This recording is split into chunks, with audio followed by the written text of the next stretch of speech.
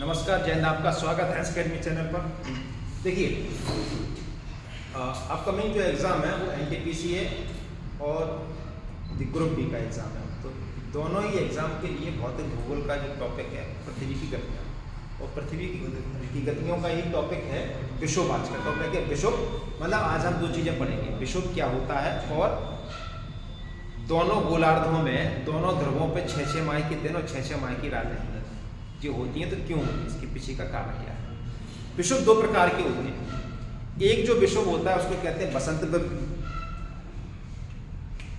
विषुव। दूसरा जो होता है उसको कहते हैं क्या, शरद विषुव।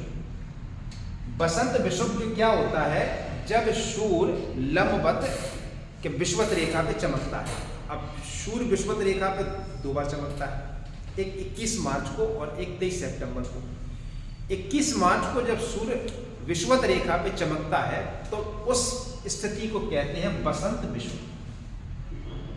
जब सूर्य 23 सितंबर को भूमध्य रेखा पर लंबवत चमकता है तो उसे कहते हैं क्या, शरद विषुव। मतलब जैसी स्थिति सर्दी आरंभ होती है, बरसात खत्म होती है और सर्दी आरंभ होती है, तो शरद विषुव।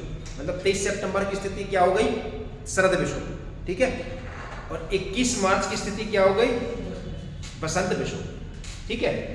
अच्छा, इसके बाद ध्रुव दो प्रकार के होते हैं। ध्रुव, एक उत्तर में क्या है, उत्तरी ध्रुव, और दक्षिण में क्या है, पृथ्वी पे जो 3 रेखाएं हैं, सबसे जो 23.5 डिग्री उत्तर में है इसको कहते हैं कर्क रेखा, जो मध्य में है इसको कहते हैं विषुवत रेखा, इसको कहते हैं भूमध्य रेखा, और जो दक्षिण में है इसको कहते हैं मकर रेखा। विषुवत रेखा 0 डिग्री पर, कर्क रेखा 23.5 डिग्री पर है, और मकर रेखा भी 23.5 डिग्री पर है। कर्क रेखा पर सूर्य कब चमकता है, 21 जून को, ठीक है ना।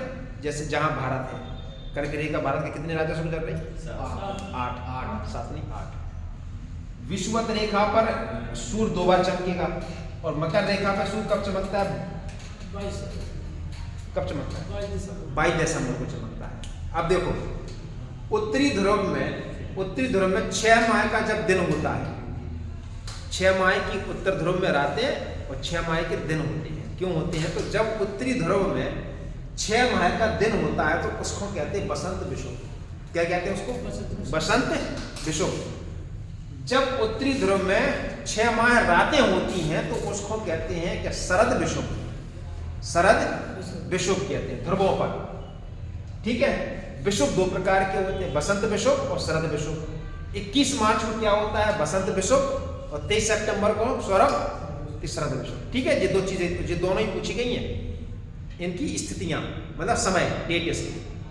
अच्छा, इसके बाद देखो क्या होता है कि जब यह है अर्थ, पृथ्वी, और यह है सूर्य, ठीक है। पृथ्वी जब सूर्य के चक्कर लगाती है तो इसको कहते हैं परिक्रमण गति। और परिक्रमण जब पृथ्वी सूर्य के चक्कर लगाती है तो कौन सा आकार बनाती है, अंडाकार, समझे ना। और इसी मार्ग को क्या कहते हैं, भूकक्षा कहते हैं, ठीक है ना, भूकक्षा कहते हैं। अच्छा, अब देखो कि जब पृथ्वी सूर्य के चक्कर लगाती है तो 2 स्थितियां बनती हैं। एक बेटा क्या होता है कि सबसे दूरी, मतलब पृथ्वी और सूर्य के बीच में अधिकतम दूरी, और पृथ्वी सूर्य के बीच में न्यूनतम दूरी। तो जब पृथ्वी और सूर्य के बीच में अधिक दूरियां हो, मतलब सबसे लंबी दूरी हो, वो 4 जुलाई को होता है। और 4 जुलाई की स्थिति को क्या कहते हैं हम, नहीं, वो तो दूरी होगी बेटा, 15.2 करोड़। ये सबसे पृथ्वी और सूर्य की सबसे लंबी दूरी होगी, वो 4 जुलाई को होती है। तो 4 जुलाई की स्थिति को क्या कहते हैं, उपसौर के अपसौर। 4 जुलाई कल ही समझाया था हमने, है। और 3 जुलाई को जो सबसे दूरी, एक बार देखो, सबसे जब पृथ्वी सबसे सूर्य के नजदीक होती है तो उस समय की जो दूरी होती है वो 14.70 है।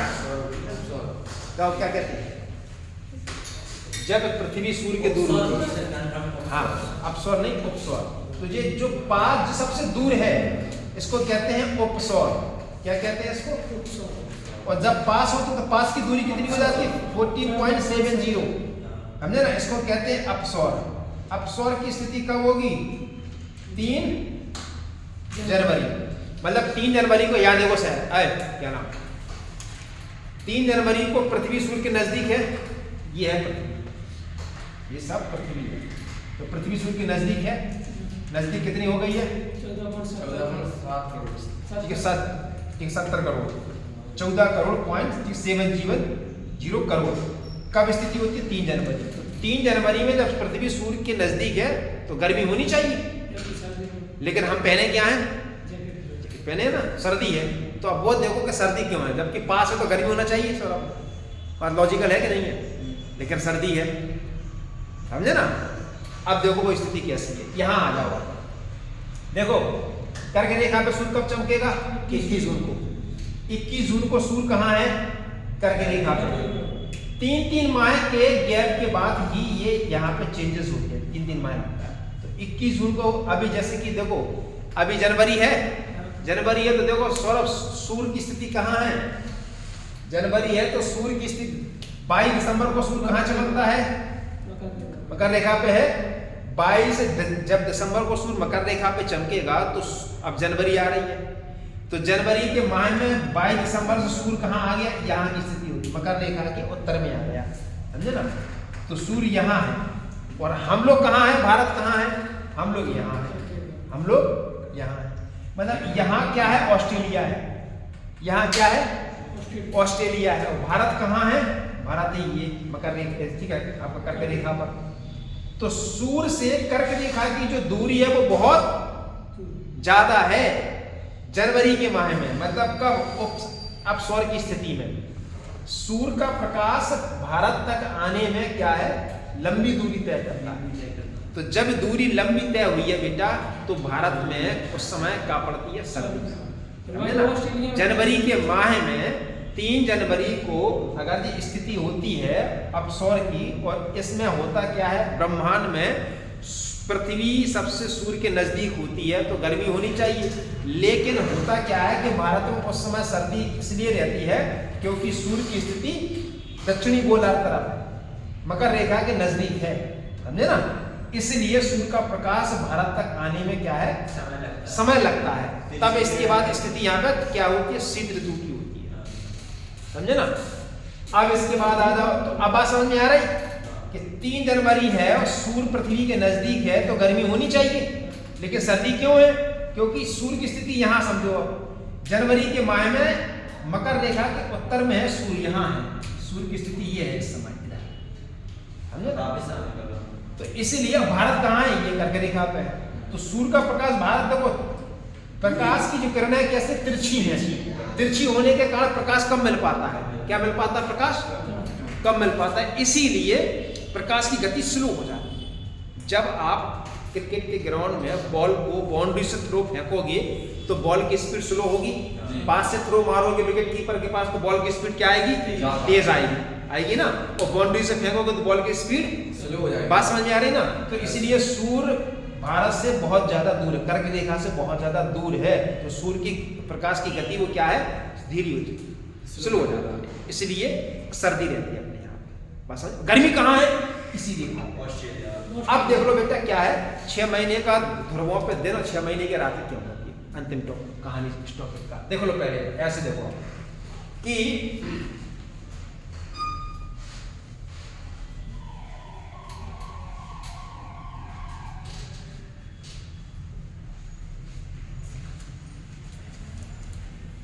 देखो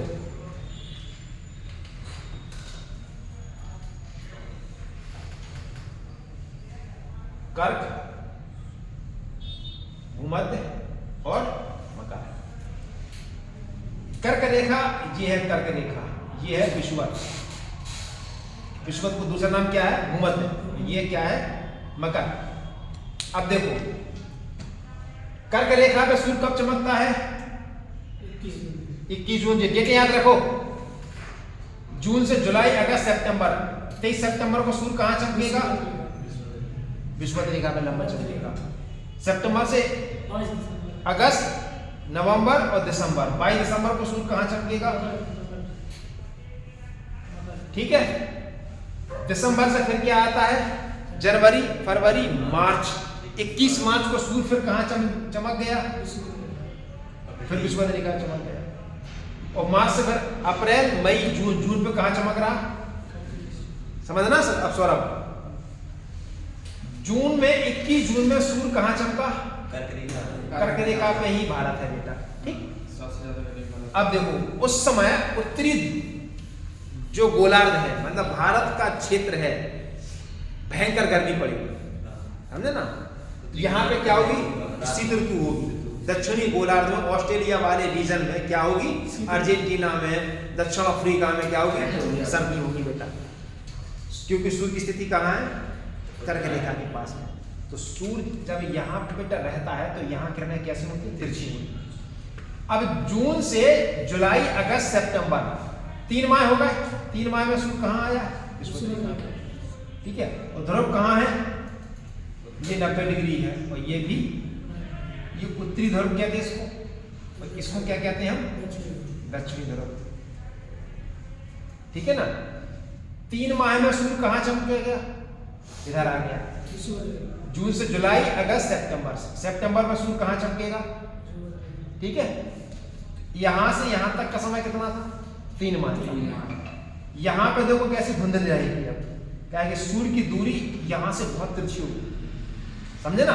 उत्तरी ध्रुव में वर्ष भर क्यों कि बर्फ जमी रहती है, क्यों आर्कटिक महासागर से व्यापार नहीं हो पाता, क्योंकि आर्कटिक महासागर में रशिया का जो उत्तरी क्षेत्र है बेटा, ये बर्फ से जमी रहती है, बंदरगाह है, इसलिए वहां से व्यापार नहीं हो पाता। विशेषकर कब, जब सूर्य दक्षिणायन होता है, मकर रेखा पर होता है, इस समय की स्थिति तो पूरा आइस माइनस का 40-50 बर्फोयास्ट वाला एरिया है, ठीक है, माइनस का 60 डिग्री वहां तापमान रहता है। अब देखो सितंबर, जून से और सितंबर के बीच में कितने माह लगे बेटा, 3 माह लगे। यहाँ पे क्या होगी, धुंध सी हो जाती है। सितंबर के बाद सूर्य कहाँ आएगा, मकर रेखा पे आएगा ना। उस समय की स्थिति में कितने माह का समय लगेगा, सितंबर से दिसंबर में 3 माह लगेंगे। अक्टूबर, नवंबर, दिसंबर 3 माह लगे ना, 3 माह यहाँ तक और 3 माह, अब सूर्य दिसंबर में यहाँ आ गया। 3 माह के जो जोड़ो, 3 माह जोड़ो तो क्या माह होगा, 6 माह। 6 माह यहाँ पे बेटा कार्य है। जब सूर्य यहाँ है तो यहाँ पे क्या होगा, अंधेरा रहेगा। उत्तरी ध्रुव में 6 महीने कार्य रहेंगे, अंधेरा रहेगा। 6 महीने कैसे अंधेरे रहते हैं, समझो ऐसे रहते हैं। 21 जून को यहाँ है, तब भी किरणें कैसी जा रही है, तिरछी जा रही है। धुंध सी बेटा पहले से है, धुंध क्या है, पहले से ही है। यहाँ पे जून से मतलब कर्क रेखा से विषुवत रेखा पे सूर्य को 3 माह लग जाते हैं। तो 23 सितंबर आ गया यहाँ पे, 23 सितंबर 3 माह लगे यहाँ से यहाँ तक आगे, ठीक है। और 3 माह यहाँ तक लगे, तो 3 माह जब यहाँ लगे, 3 माह तक 6 माह हो गए। और 6 माह तक यहाँ पे क्या रहता है, रातें रहती हैं। कहाँ रहती हैं, उत्तरी ध्रुव में। 6 माह उत्तरी ध्रुव में रात क्यों रहती है, ये इसको समझ लो आप। अब आ जाओ 6 माह यहाँ पे क्या रहेगा, दिन रहेगा। अब जब सूर्य जैसे ही कहाँ जाएगा, मकर रेखा से विषुवत रेखा पे नहीं आएगा, तो स्थिति आ जाए। अब मकर से, अब दिसंबर से जनवरी, फरवरी, मार्च, 21 मार्च पे सूर्य कहाँ चमकेगा, 21 मार्च को सूर्य कहाँ चमकेगा, 3 माह। अब देखो यहाँ से यहाँ तक जो सूर्य की किरणें थी कैसी थी, तिरछी। लंबवत तो है नहीं, लंबवत कहाँ है, मकर रेखा वाले क्षेत्र पे। जितने भी मकर रेखा के देश हैं, वहाँ चिली है, अर्जेंटीना है, समझे ना, दक्षिण अफ्रीका है, बोत्सवाना है, ऑस्ट्रेलिया है। यहाँ पर भयंकर सर्दी, भयंकर गर्मी है इस समय।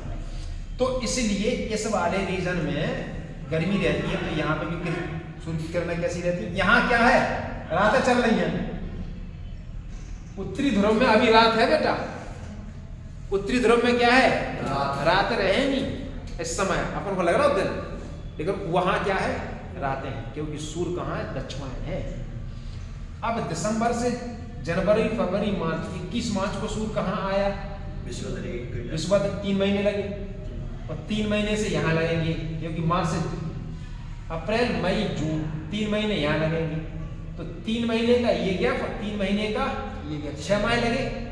तो 6 माह यहाँ पे क्या रहेगा, यहाँ पे रात हो जाएंगी, यहाँ पे भी, क्योंकि सूर्य की स्थिति समझ लो आप। सूर्य 3-3 महीने में इन तीनों रेखाओं की क्रॉस कर रहा है, समझे ना। तो ध्रुवों पे 6 महीने का दिन और 6 महीने की रातें क्यों रहती हैं, क्योंकि सूर्य की स्थिति जब सूर्य विषुवत रेखा के पास में होता है तो यहाँ पर क्या सर्दी पड़ती है। विषुवत रेखा एकमात्र ऐसा क्षेत्र है जहाँ पे दिन रात की स्थिति बराबर होती है।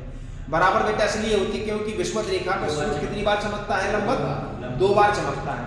बात समझ रही ना, क्योंकि बीच में है। हाँ मध्य में है। अगर सूर्य यहाँ रहेगा तब भी यहाँ से गुजरेगा और यहाँ आएगा तब भी यहीं से गुजरेगा। इसलिए भूमध्य रेखीय जो क्षेत्र हैं ये यहाँ के ऑलमोस्ट लोग कालिया रहेंगे, रंग के काले, समझे ना। काले क्यों रहेंगे उसका मूलतः कारण है एक जलवायु फैक्टर भी है, समझे ना। तो इसलिए ध्रुवों पे 6 माह की दिन और 6 माह की रातें होती हैं सूर्य की स्थिति। बात समझ आ गई ना। तो अब आपको ये समझ में आया कि विषुव कितने प्रकार के होते हैं, 2, एक शरद और एक बसंत। बसंत क्या ऐसा होता है 21 मार्च और शरद क्या होती है 23 सितंबर। अब इसके बाद हमने ये भी समझाया कि 3 जनवरी को सूर्य सबसे नजदीक है पृथ्वी के, लेकिन भारत में क्या पड़ती है, सर्दी पड़ती है। तो पास जब सूर्य है तो गर्मी पड़नी चाहिए, तो हमने वो भी समझाया क्यों गर्मी पड़ती है, क्योंकि सूर्य की स्थिति देखो ऐसी होती है इस माह। इसके बाद फिर 6 महीने का ध्रुवों पर रातें हैं और दिन क्यों होती हैं, उसका कारण है सूर्य की स्थिति, समझे ना। तो ये आपका टॉपिक रहा। कल आपका जो टॉपिक रहेगा वो रहेगा आपका ज्वार और भाटे से संबंधित, कि ज्वार भाटा क्यों आता है, उसके कारण क्या है। ठीक है, थैंक यू।